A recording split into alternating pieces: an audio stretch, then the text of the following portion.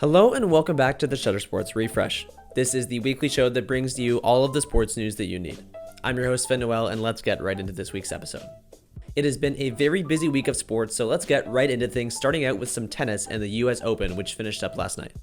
In the men's final, it was an all too familiar matchup in the two giants of men's tennis, Jannik Sinner and Carlos Alcaraz.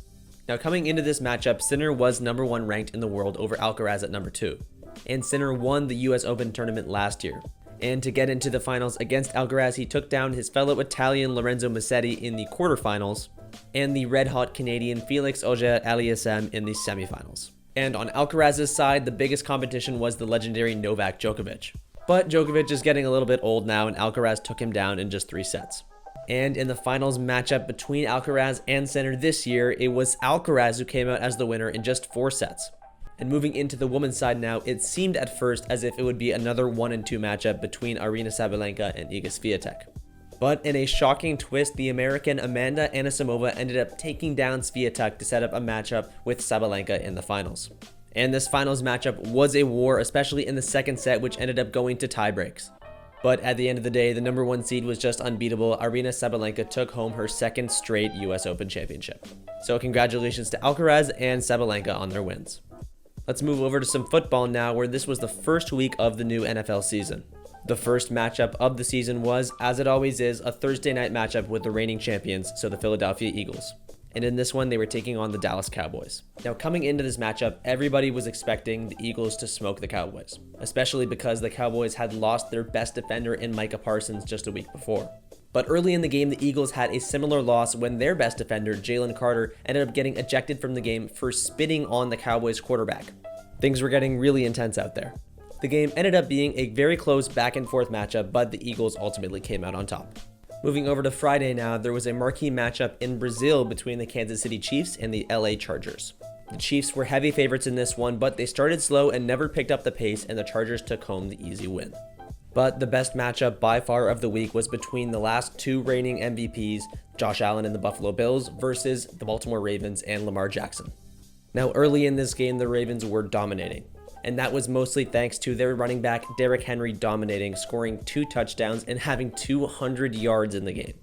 Now, the Ravens were up 40-25 with just 5 minutes left in the game, and that made them ease up, which gave Josh Allen and the Buffalo Bills the opportunity to come back.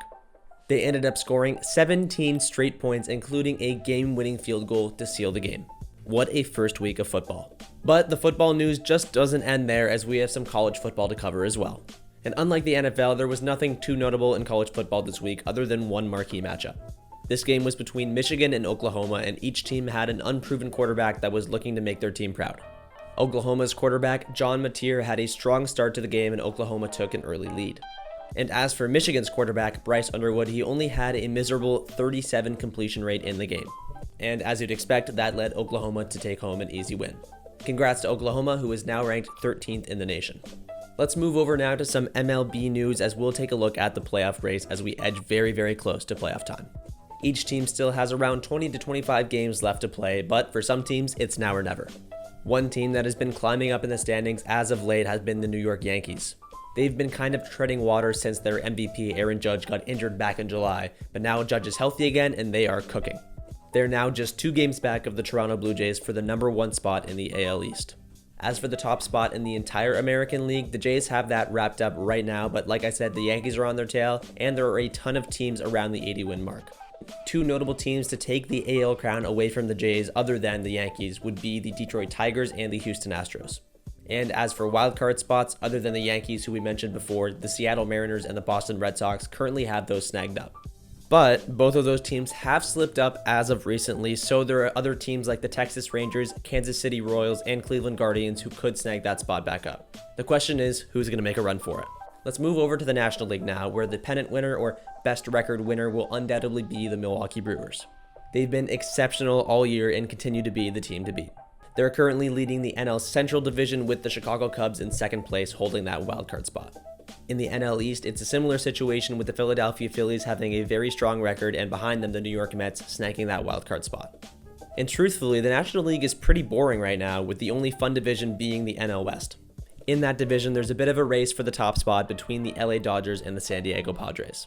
They're within a game of each other and will be duking it out until the very end of the season. So make sure to stay tuned to the refresh to see what happens there. And for our last piece of news this week, let's get into the Italian Grand Prix in F1. And the winner of this one for the first time since May was Red Bull's Max Verstappen. Unfortunately for Verstappen, this win just doesn't do enough to get him into the top of the driver standings. Either way though, it's good to see him back in good form. In second in this race was McLaren's Lando Norris, and in third place was Norris's teammate Oscar Piastri. Piastri is still number one in the driver's standings, but with Norris placing one spot over Piastri in this race, the standings have got just a little bit closer. And that's it for this week's episode of the Shutter Sports Refresh. I've been your host, Finn Noel, and I hope that you learned something today. You can check me, Shutter Sports Media, and our writer Lucky Roberts out on Instagram just down here. Thanks for watching.